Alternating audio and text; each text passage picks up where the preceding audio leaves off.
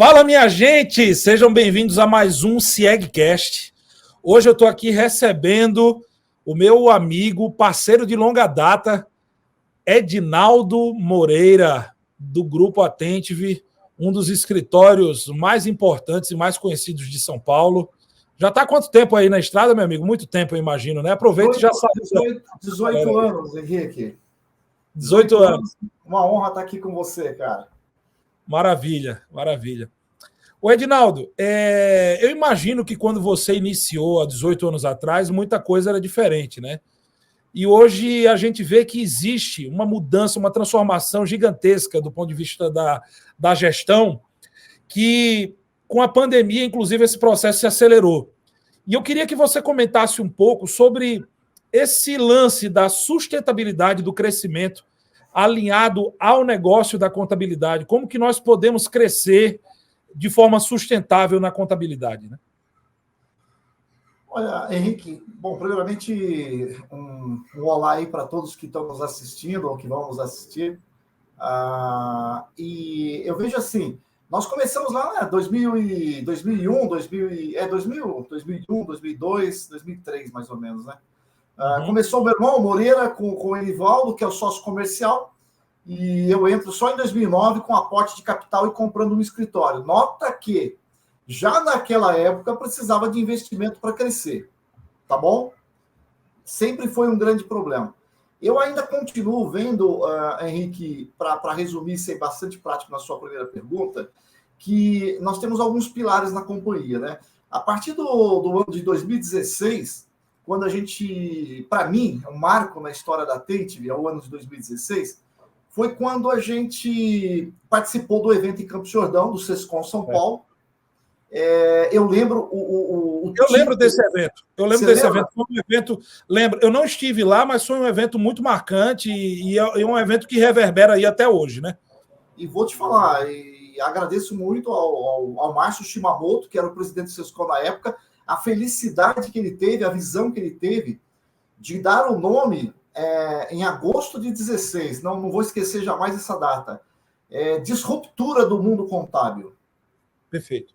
E ele levou palestrantes de RH, Vânia Ferrari, por exemplo, uma grande palestrante que faz consultoria para Banco do Brasil, grandes empresas brasileiras, sobre o RH numa visão futura. Ela disse naquele evento, pra você ter uma ideia, como eu não esqueço, que o encarregado era um cara que iria acabar. Em 2016, ela decretava o fim do coordenador, do encarregado naquela visão antiga de comando e controle. Sim. E de ser uma pessoa que poderia até dificultar o desdobramento da cultura organizacional. Ou seja, você precisava de líder, na visão dela, você precisava passar o poder, empoderar o pessoal de baixo, dar mais autonomia. Em 2016, a Vânia Ferrari já falava disso. Nós estamos em 2022 e estamos tentando ainda convencer os contadores, os amigos contadores, a empoderar seus colaboradores. Tem muita gente fazendo coisa boa, como o Douglas, por exemplo, que você entrevistou. Aquele seu evento com o Rafael do Gesta, o Douglas, e eu não me lembro o rapaz do Ulisses, isso. Espetacular, espetacular.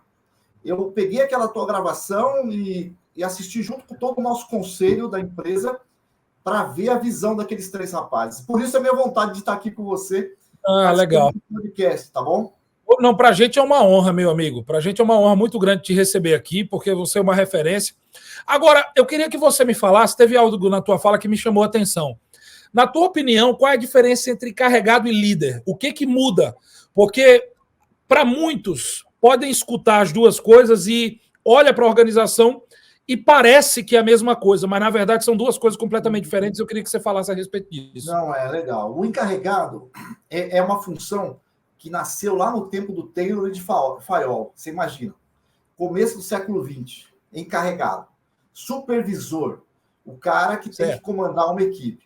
Obviamente que naquele tempo era necessário. Ninguém está dizendo que o supervisor foi um erro do RH ou um erro das empresas. Mas a diferença básica é que você pode ser encarregado e ser líder. Você pode ser encarregado e não ser líder. Eu acho que é esse o ponto que você quer que eu chegue. A sua pergunta é interessante porque o líder, ele é um cara que não é só empoderar, ele delega, ele ensina e ele acompanha. Porque tem um problema também do líder achar que, bom, calma aí, se eu tenho que empoderar o colaborador, ele vai tomar decisões. Tá.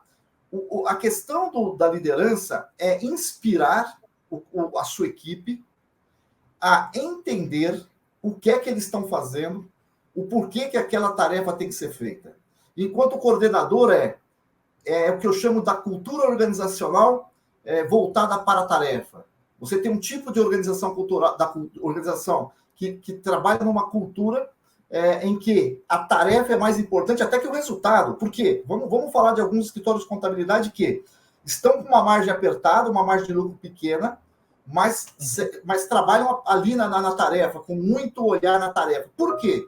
Porque nós temos uma diferença das outras empresas. Nós somos contabilidade e temos um cara chamado governo que, se eu errar, eu tomo multa.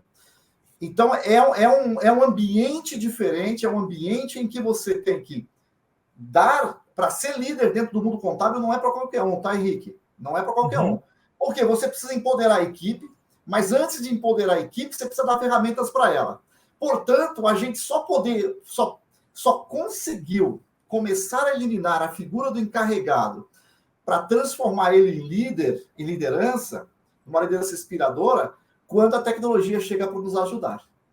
Você não é capaz de, por exemplo, delegar ou estabelecer um cargo de liderança sem que aquela pessoa tenha uma ferramenta eficiente para trabalhar e sem também que você consiga acompanhar o trabalho dela. Esse é o grande lance, né? Porque não adianta você chegar e dizer assim, ó, bicho, você é o líder, você vai comandar isso aqui, as habilidades que você tem que ter são essas e te vira. Não é assim que funciona. Ir para a guerra sem equipamento, né? Ou seja, você realmente, o contador, ele sempre foi um grande herói, o contador. Imagina antes de chegar essas ferramentas, né? Cara, 2003, você imagina, você pegar aquelas notas, tudo manual, receber uma lote, tinha lá toda aquela parte de... Nós tínhamos armários de entrada e saída de documentos. Não, você imagina o que era. Clientes que obrigavam a gente a guardar os documentos. Mas não vai... Em 2003 eu era bastante novo, bastante juvenil, mais do que sou hoje ainda. Mas eu lembro assim de escritório de contabilidade, ou na firma da minha família, e eu lembro que o que existia de papel, cara, o departamento de contabilidade era uma loucura. E eu lembro de encontrar todo mundo estressado e mal-humorado. Eu lembro de ir na loja do meu tio e era engraçado que chegava lá setor financeiro e contabilidade, estava todo mundo de mau humor. Era uma coisa impressionante. Parecia que era proibido até dar uma risada ali. Verdade. Né? Quando eu cheguei na Tentiv em 2009, eu saio da Ambev em 2006, fico 3 anos fazendo um pouco ali de sabático, tentando fazer uma gestão de algum outro negócio próprio, mas eu entro na Tentiv em 2009 e reparo esse problema que você está falando, já em 2009, o maior dor que eu senti, quem chegou e não estava acostumado com o ambiente do computador, foi o número de ligações, como o telefone tocava. Inacreditável. Porque você não tinha um sistema de chamada, de atendimento. O e-mail, cara, o e-mail era um servidor próprio dentro do nosso servidor. Tinha um servidor para e-mails. Ave Maria. E travava, assim, e dava pau, e depois passamos para a local web, para depois chegar no Microsoft, no Office 365. Mas você é um cara que você gosta de tecnologia. Todas as conversas que a gente teve, deu para ver o quanto que você, o Edivaldo, que é teu irmão, né? Sim. O quanto vocês são ligados e antenados nessa questão tecnológica, o quanto vocês não deixam passar oportunidades e tal. Me fala, o que você acredita mais? Em softwares vencedores ou em ecossistema vencedores? Uau, essa pergunta é muito boa, Henrique. Muito legal.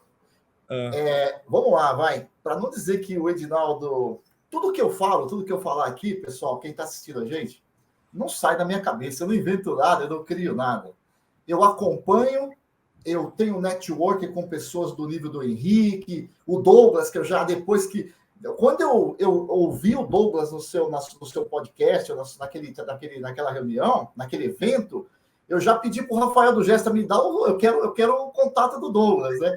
Então eu gosto de me aproximar de pessoas que estão fazendo coisas diferentes. Mas indo ao ponto da pergunta, a questão dos softwares, nós tínhamos softwares vencedores. Vamos lá, abril de 2011, outra data inesquecível. Não tem datas do escritório que você não esquece. Foi quando a gente colocou a Thomson, o domínio sistemas. Tá. Pô, somos amigos dos vendedores até hoje. Dércio, né? O Cristiano, que está lá na diretoria agora, o Oswaldo, os caras viraram amigos nossos. Porque a gente era muito chato, cara, muito chato. Chamava os caras, esse sistema não é bom, esse sistema não é bom. Mas, na verdade, a gente não sabia operar o sistema, porque aí que está o problema. Nós temos sistemas vencedores, como é o domínio, e acreditamos que foi... de repente, pode ser um pouco de sorte, né? Você sabe que muito do nosso sucesso também vem do aleatório, né? Você tem que estar no lugar certo, na hora certa, para encontrar alguém que vai ajudar você. E acho que o domínio foi isso. O meu irmão, o Moreira, foi fazer uma consultoria em Belo Horizonte, lá em Minas Gerais, por um cliente nosso. E aconteceu de o contador lá de Minas ter o domínio. E aí o meu irmão, opa, gostei desse sistema aqui. E aí foi quando a gente chamou a Domínio para fazer a demonstração para nós. Então, o sistema vencedor, a gente acha que o Domínio é um sistema vencedor. E isso vale até 2018, 2017. E hoje, 2022, no pós-pandemia, porque a pandemia veio para acelerar tudo, o que aconteceu? A gente vê que a Domínio, por mais vontade que tenha, a CIEG, por mais vontade que tenha de oferecer tudo o que o seu cliente precisa, não consegue. Não consegue. Vocês não conseguem programar. Vocês têm prioridades. E eu tenho aqui uma dor, uma necessidade. Eu também não consigo atender as dores dos meus clientes, dos empresários. E a gente tem que guardar a ansiedade, respirar, montar um planejamento para a gente poder não se perder nesse processo. Mas respondendo sim, para mim, não tem mais volta. O ecossistema é vencedor. Quem tiver abraçado com um só sistema, e esse sistema ele não faz parte de um ecossistema maior, onde eu estou falando aqui, vou dar um exemplo para ficar claro, não deixar nenhuma dúvida. Eu brinco com o Marcondes que desde 2018, 2019, Marcondes, quando é que você vai comprar um banco? Tá certo. Há muito tempo que a dor maior do contador, e que ainda não foi resolvido, é o tal do extrato bancário. A maior dor do contador hoje é buscar de forma online o extrato. Por quê? Para entregar contabilidade, você tem que ter o extrato diário para fazer conciliação diária, porque contabilidade, como diz, né? Contabilidade que eu vou mostrar para o cliente, depois de 6 meses, o que aconteceu com a empresa dele, até a gente não acredita nesse modelo. Não é o cliente. Verdade. Então, cara, é fundamental. Digo assim, só para completar e não deixar. O banco, sim, claro. O que tem a ver com isso? É que eu, contador, hoje, a gente com vários sistemas, CIEG, esses buscadores de nota, o que vocês salvaram a nossa vida, buscar nota, e entrar na prefeitura, que a prefeitura travava, então tem o robô da madrugada, que não tinha. Isso nos deu mais tempo, a gente nunca demitiu ninguém na Tente porque a gente colocou uma ferramenta nova. Nunca, nunca. A gente, na verdade, cada ferramenta nova que faz a gente ganhar produtividade, a gente entrega um produto que a gente gostaria de entregar desde 2010. É o sonho que vocês vão realizando para a gente. É isso aí. E é engraçado, Edinaldo, você falando assim, porque existem os modelos de negócio que nos trouxeram até aqui. Mas talvez os modelos de negócio que nos trouxeram aqui não são aqueles que nos levarão para a próxima década. Então, nós temos que ter a mentalidade aberta de entender que o mercado está mudando, de entender que a mudança ela vai continuar acontecendo de forma muito forte, muito feroz, e ela vai passar por cima daqueles que não conseguem se adaptar e por cima daqueles que não conseguem mudar.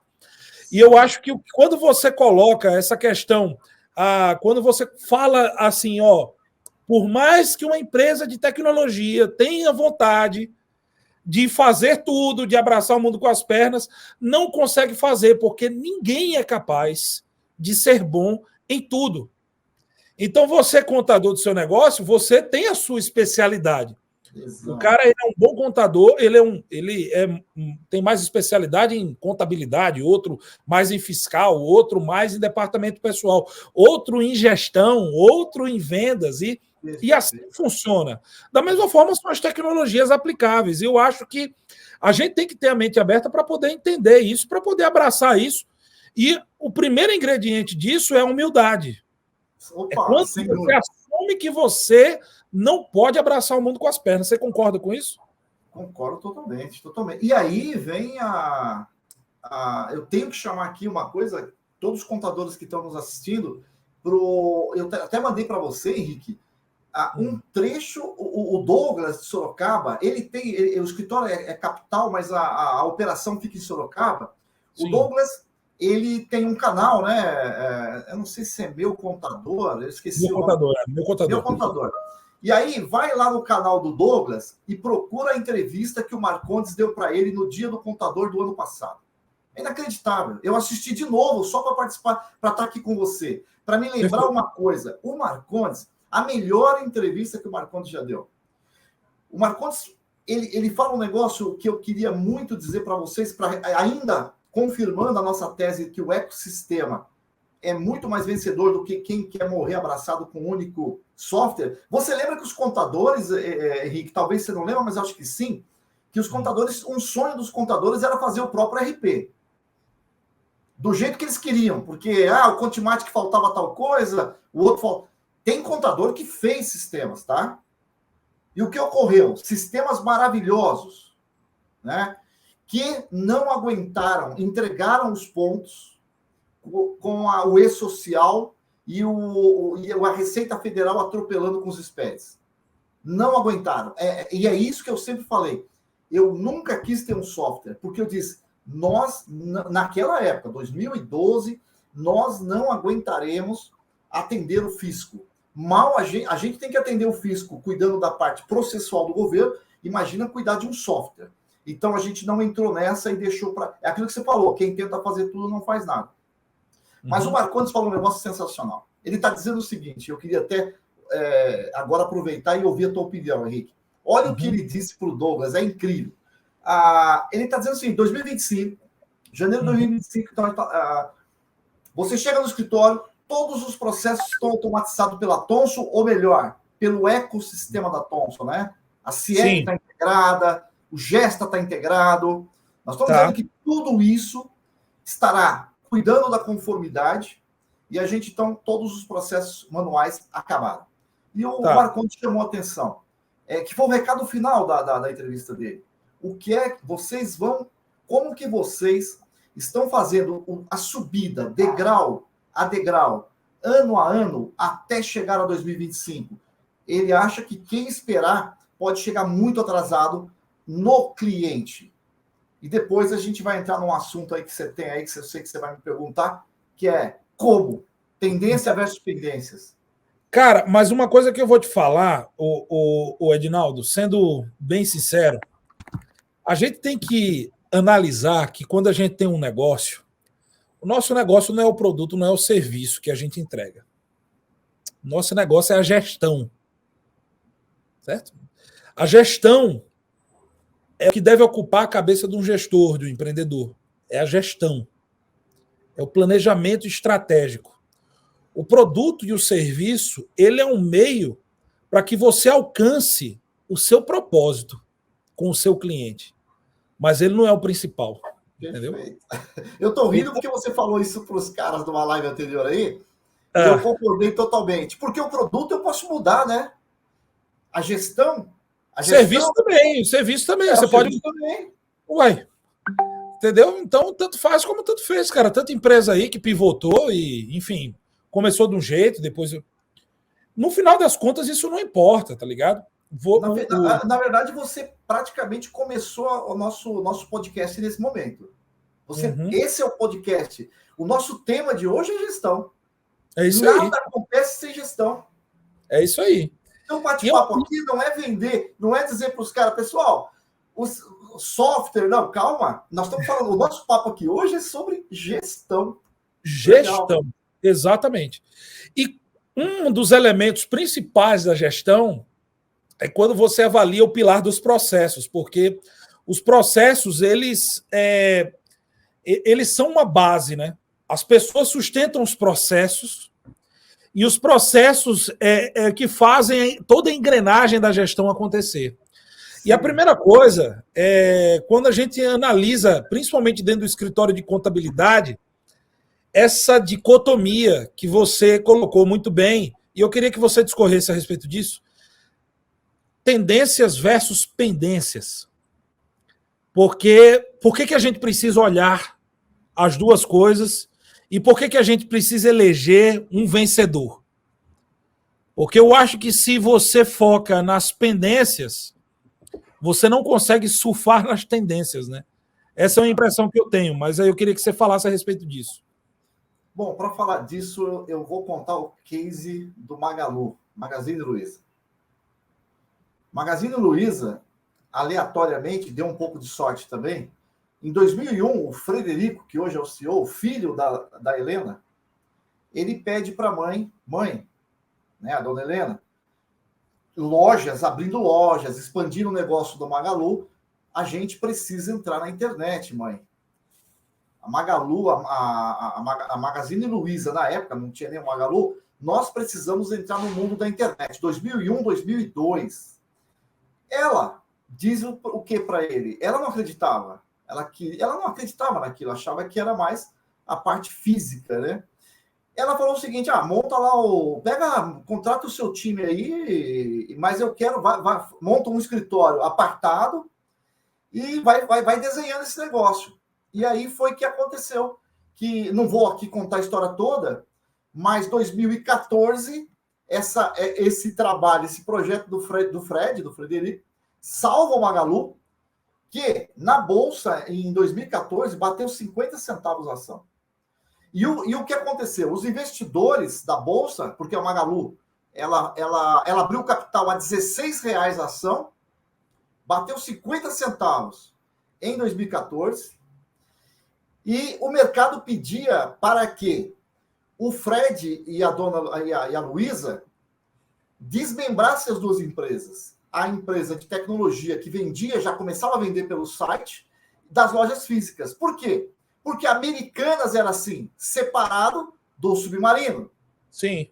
Porque o Ponto Frio era assim, separado das lojas. Era uma .com, não era a mesma empresa. Uhum. E aí a teimosia da dona Luiza salvou o Magalu. Ela diz, não, eu não quero saber do pessoal do investidor da Bolsa. Eu acredito no híbrido. Ela e o Fred. No híbrido, em 2014, ela tomou decisão no híbrido. Moral da história.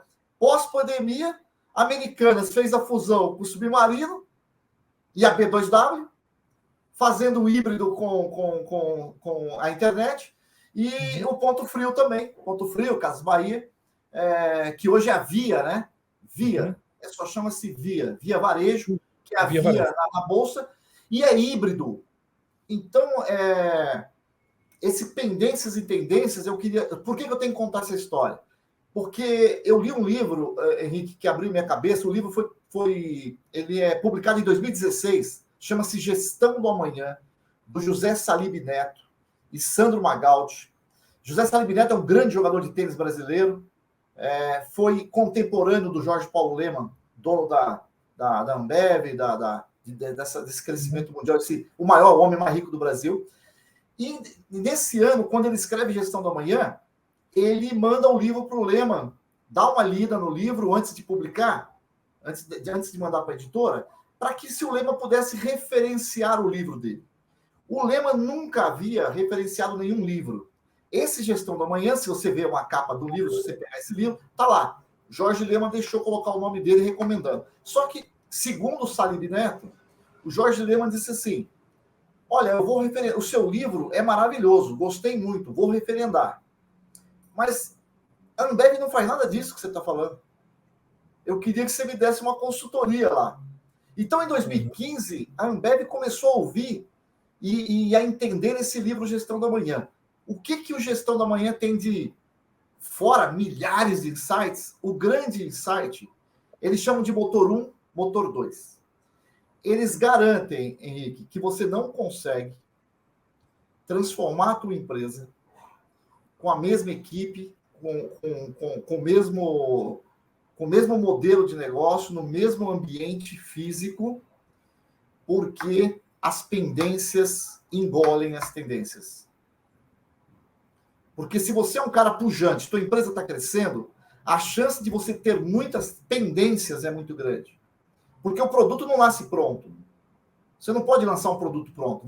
Às vezes você pega um cliente que você nem sabe se está muito preparado, mas você dá a cara a bater e corre o risco. E aí você vai aprender aquele modelo, aquele cliente, aí vai buscar tecnologia. Pô, será que o CIEG, né? Então, por exemplo, o SAT, né? Pô, a gente pegou um cliente lá, quando a gente descobriu que o CIEG buscava o SAT, opa, já dá para pegar um cliente maior aqui de cupom fiscal. Você imagina pegar um comércio grande sem um CIEG para buscar esse cupom? E antigamente você pegava aquela leitura Z, né? Você puxava aquela Z. Redução Z. Né? Que é? Redução Z, né? Redução Z. Cara, então, e aí vocês com a tecnologia foram nos ajudando. Então, assim, a literatura, a história diz que a pendência sempre vence a tendência. E é por isso que empresas morrem. É por isso que as empresas morrem. É por isso que as empresas morrem, porque as pendências engolem as tendências. E as pendências, elas cuidam do presente e não do futuro. Agora, Edinaldo, veja só, hoje fala-se tanto de estabelecer uma cultura de inovação. E as pessoas, quando falam isso, me parece que fica um pouco simplista, porque parece que é fácil você estabelecer uma cultura de inovação. É só você colocar na sua placa, só você colocar lá nos seus valores. Inclusive, é um dos nossos valores aqui. Um dos nossos valores é o jogo não está ganho. Né? Então, legal. Inovação constante, tá?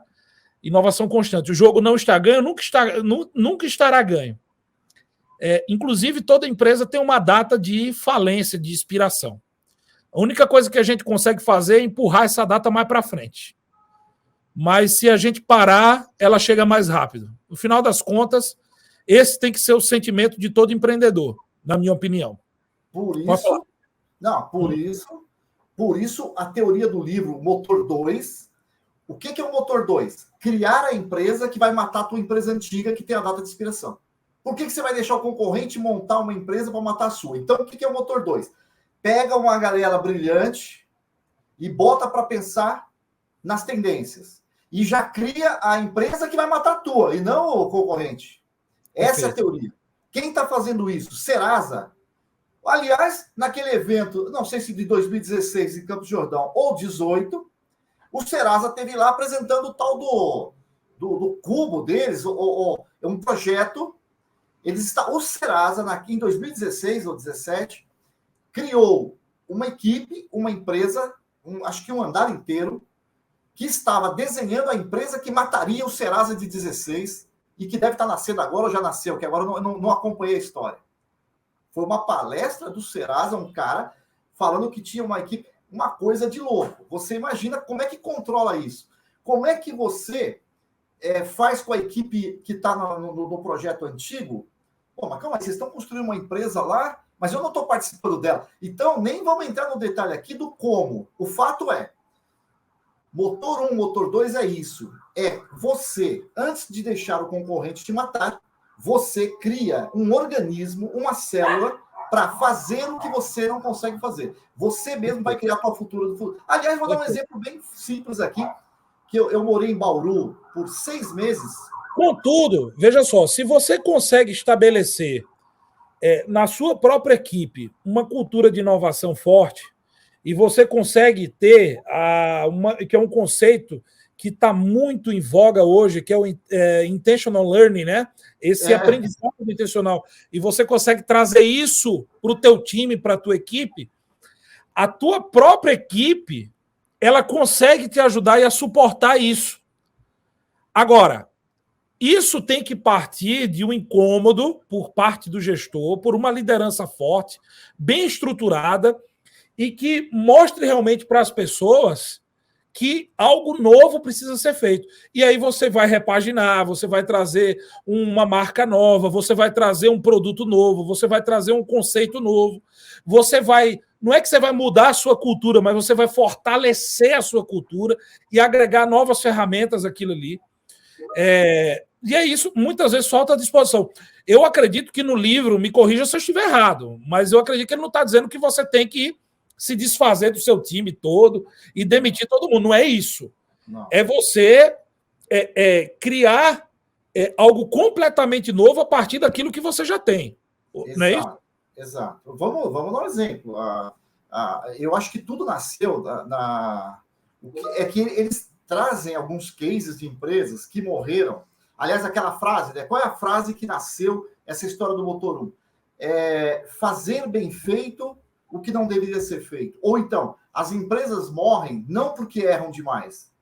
Essa é a frase do Walter Longo. As empresas morrem porque fazem por um longo tempo as coisas certo demais. O que ele quer dizer com essa frase? As coisas certas já são erradas para o mundo futuro. O pós-pandemia, o que era certo no antes da pandemia, não é mais. Mas o cara está lá, querendo que o restaurante dele dê lucro sem entrar no delivery. É insistir, entendeu? O que é o motor 2? O motor 2 seria o delivery, vai para um restaurante. E por que precisou de um vírus, precisou de uma pandemia para dizer, cara, você morreu. Nesses 2 anos de vírus, você sem um delivery, sem um software delivery. Por que ele não teve essa ideia de fazer delivery? Mas, Edinaldo, isso que você está falando é tão poderoso, sabe por quê? Porque a gente que trabalha com receita recorrente, é o caso do modelo de software e do modelo da contabilidade. Verdade. Cara, a gente erra e não percebe. A gente comete erros e falhas e a gente está errando na gestão e a gente não nota. A gente não nota. Sabe por quê? Porque você está indo ali no piloto automático, bicho, não é que nem uma mercearia, não é que nem uma padaria que ele faturou 500 mil nesse mês e no mês seguinte ele faturou 350. Opa, o que está acontecendo? O que eu fiz de errado? Onde é que eu errei? Vamos ajustar. Não, cara. Esse modelo de receita recorrente, que é maravilhoso, que é o modelo da maioria de quem está nos ouvindo aqui, que são empresários contábeis, ele te dá um conforto que o empresário do comércio não tem, que o cara da indústria não tem. Sem dúvida. Então ele nos dá uma folga e uma zona de conforto que é algo que vem para o bem, mas vem muito mais para o mal. Porque a gente acaba se acostumando e se habituando, que é exatamente o que você falou aí. O que acontece? A receita recorrente... Aliás, o Douglas com o Marcondes da Thomson, eles falaram do sapo na água fria, sendo cozinhado aos poucos. Você vai aumentando a temperatura da água, ele morre, né? A receita recorrente, ela é perigosíssima para você morrer como esse sapo. Porque, para mim, a receita recorrente, ela deixa você nessa água morna, Cara, você sabe o que é você sair de férias em janeiro? Ou então, você quer ver um exemplo que eu gosto de falar de receita recorrente? Fevereiro tem 28 dias, certo? Certo. Cara, dia 3, a mensalidade do cliente pinga.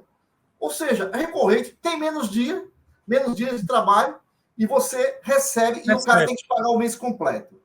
Claro, porque são serviços que nós fazemos. Mas você tocou no ponto, eu estava entrando no assunto, e a receita recorrente do contador, vamos entrar no nosso mundo, vamos voltar para o que o Marcondes falou.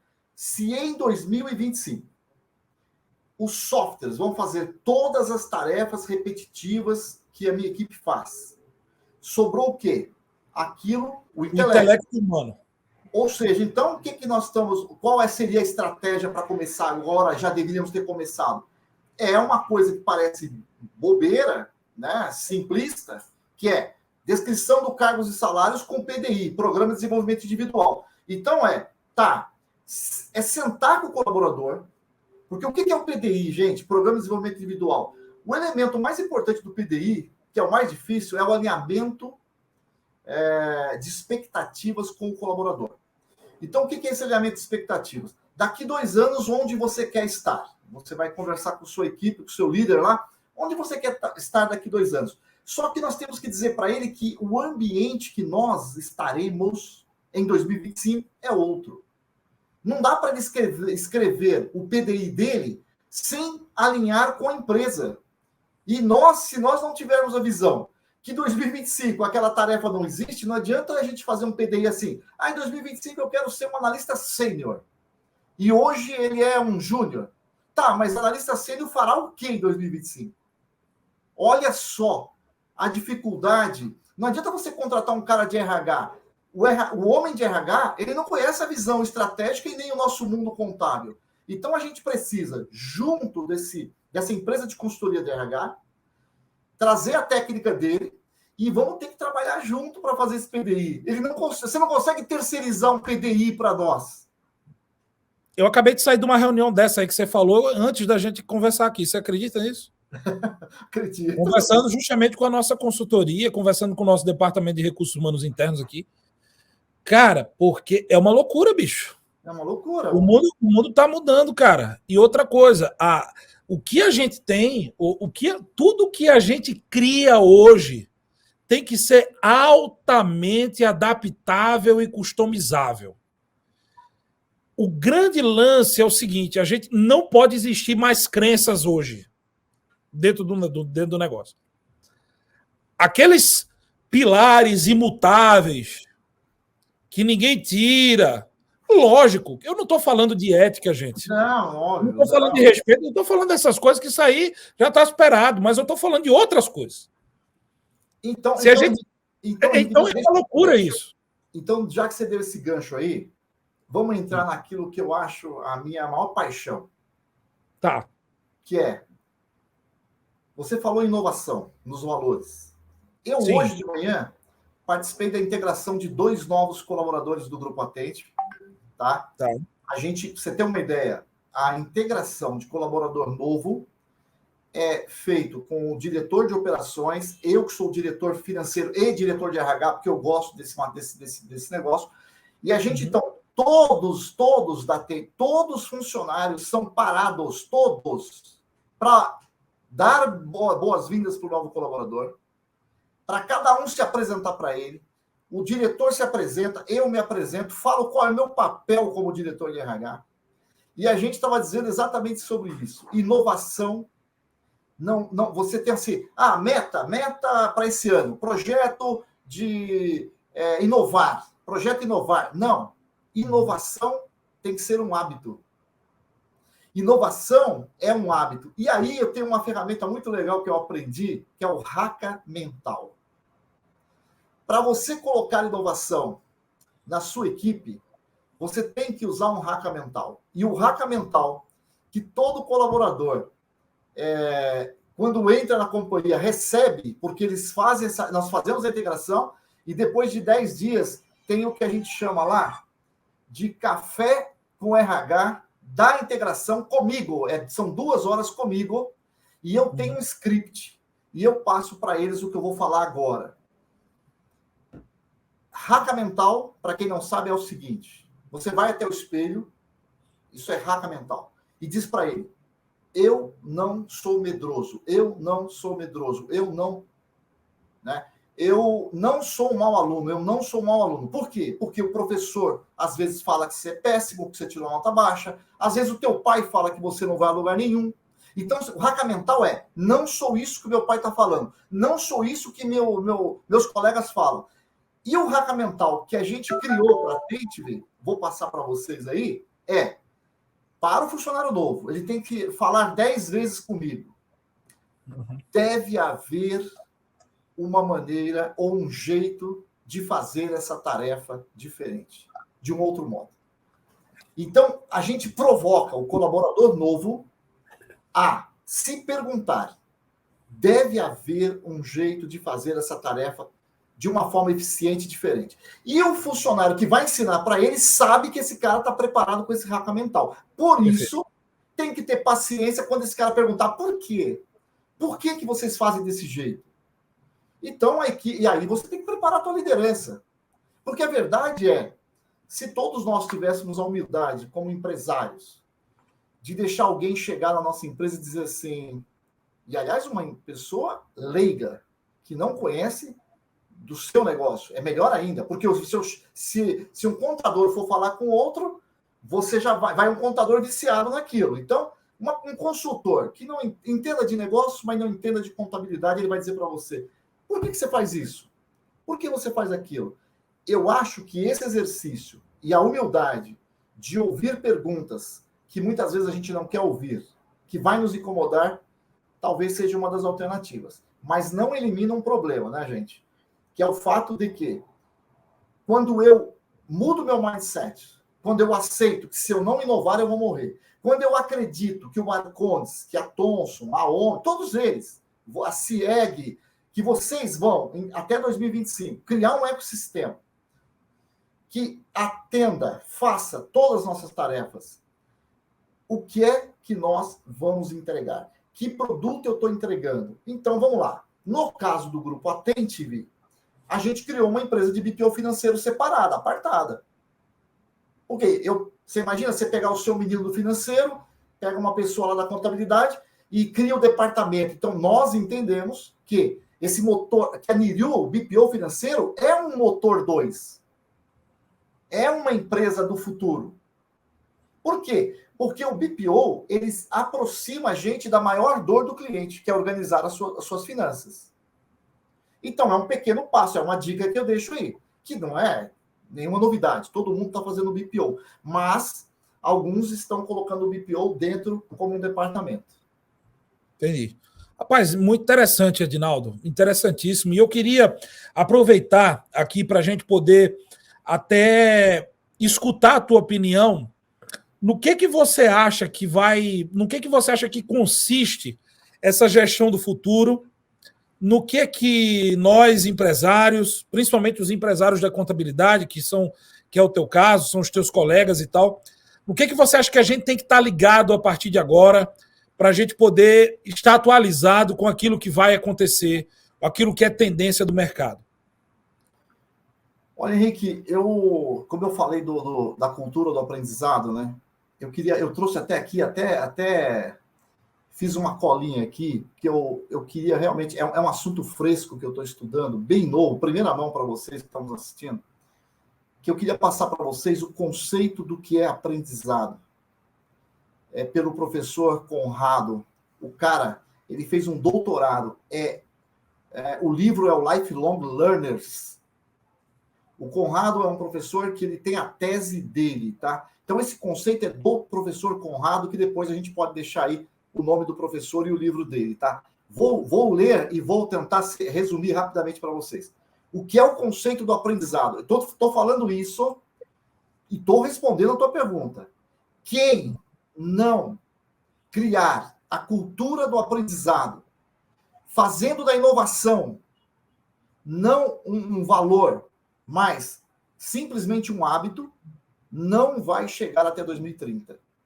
Eu estou sendo muito condescendente em não falar 2026, mas eu acredito que o Brasil, por ser um país ainda que tem as suas burocracias, os seus problemas, você já imaginou, Henrique, se todas as prefeituras do Brasil implantassem o XML que tem em Brasília, que é um projeto do XML Nacional de Serviços? Ia ser uma delícia.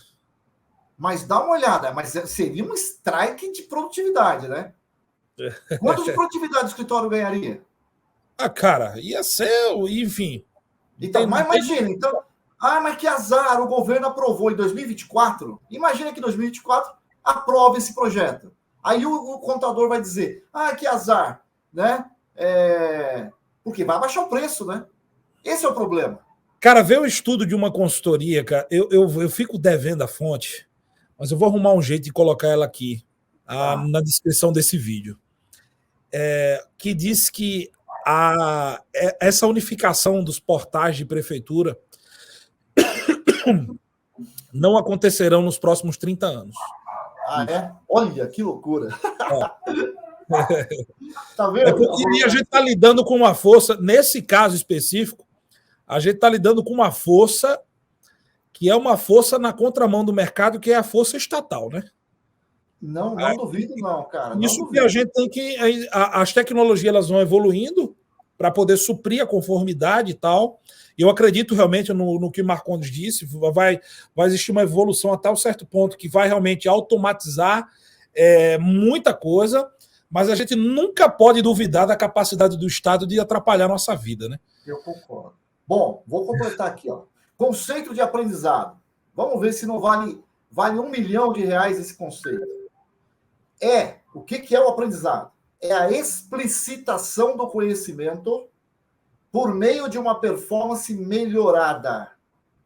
Aprendemos quando passamos por um processo que nos permite realizar algo de maneira melhor ou diferente do que fazíamos antes.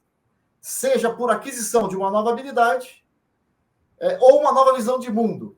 Aprender, olha agora isso. Aprender é colocar o conhecimento para fora, não para dentro. O que ele quer dizer aqui? Que, por isso que começa a se dizer que o certificado, o seu canudo, aquilo que você se formou, não tem valor. Por quê? Porque a faculdade não consegue transformar aquilo em alguma coisa palpável e prática. Segundo a teoria do autor, ele é um especialista em ajudar adultos a aprender, a desaprender, para aprender de novo. Essa é a especialidade desse professor. Portanto, a maior dificuldade será você passar para toda a tua equipe essa vontade de aprender e passar para eles a técnica de como deve aprender. E tem uma questão que as pessoas não têm tempo ou não têm um RH estruturado. Você perguntou para o seu colaborador o que é que ele quer fazer, que o motiva? Porque, Henrique, vamos lá. Por que uma criança, se você pegar uma criança e mandar ela fazer uma tarefa chata, ela resmunga, não quer, não gosta. Uma tarefa chata. Imagina, pegar uma criança e dizer para ela assim, vamos contar até 1000 aqui, ou vamos fazer uma tarefa que ela não gosta. Agora, por que uma criança, uma criança de 10, 11 anos, fica até as 3 horas da manhã para zerar um joguinho de videogame? Aquele cansaço, não quero fazer isso, mas no joguinho de videogame. Essa, para mim, é o grande segredo. Quais são? Por que aquele desafio para aquela criança instiga e a motiva a ficar acordada até as 3h30 da manhã? Por quê? Porque enquanto ela bate o desafio ou caminha até o ponto B, ela se diverte. Então, a jornada precisa ser um pouco mais divertida. E os jovens de hoje, se você não explicar para ele o porquê que ele tem que fazer uma tarefa chata, vai dar problema. Então, nós precisamos gastar mais tempo de RH e conversar com a nossa equipe. Abel Ferreira, treinador do Palmeiras. O que ele falou lá no Mundial? Olha a frase do cara. O cara não é... Aliás, vai lançar o livro dele vai chegar em abril no mercado, do Abel Ferreira. Olha o que ele falou. Ele não está vencendo por acaso. Olha o que ele disse aos jogadores dele. Para a gente ser campeão, a gente precisa fazer o que é preciso e o que a gente quer. E não só o que a gente quer. O problema é como explicar e como ganhar a confiança do colaborador para que ele entenda que é preciso fazer tarefas que você gosta e tarefas necessárias. Por exemplo, cuidar do governo e não só do cliente. É isso aí. Isso aí. Genial. Meu amigo, eu queria já de antemão te agradecer por todos esses conhecimentos compartilhados. Foi uma delícia conversar contigo, como sempre é. E dizer que eu espero que em breve a gente possa fazer um encontro ao vivo. Nossa, e de repente convidar mais uma pessoa para a gente poder discutir a respeito de alguns temas aí. Eu acho que você tem bastante bagagem, pode ajudar muito aí dos nossos seguidores, a turma que acompanha a CIEG aí no YouTube, no Instagram, nas redes sociais de uma maneira geral. Enfim, Edinaldo, só te agradecer por toda essa generosidade e esse compartilhamento de conhecimento aqui conosco. Valeu. Obrigado você, Henrique, pelo espaço, né? E de fato, cara, você sabe que é engraçado, né? Eu sou uma pessoa que eu não consigo falar numa mesma modulação de voz, né? Uhum. Você percebe que quando eu estou falando de alguma coisa que eu acredito, eu sou apaixonado, eu aumento o meu tom, meu coração, a batida do coração deve aumentar. Esse é meu estilo, meu jeito de demonstrar a vocês o quanto eu acredito nessa cultura do aprendizado. E vou falar uma coisa para vocês: estou me divertindo muito com esse mundo maluco em que a gente possa usar mais a nossa criatividade e não só ficar obedecendo regras e ter que cumprir uma tarefa do gesto. Então tá, tem uma tarefa do gesto que tem que ser cumprida, fazer o que é preciso.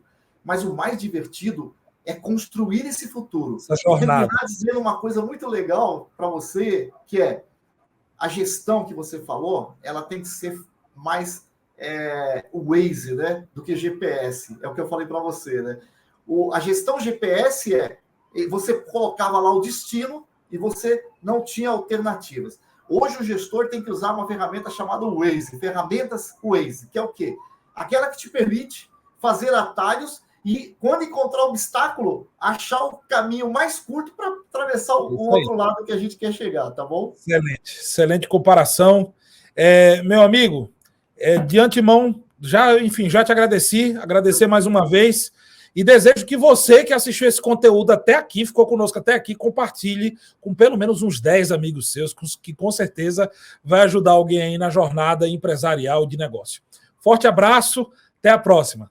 Valeu, um abraço para todo mundo. Tchau, Henrique. Valeu, tchau.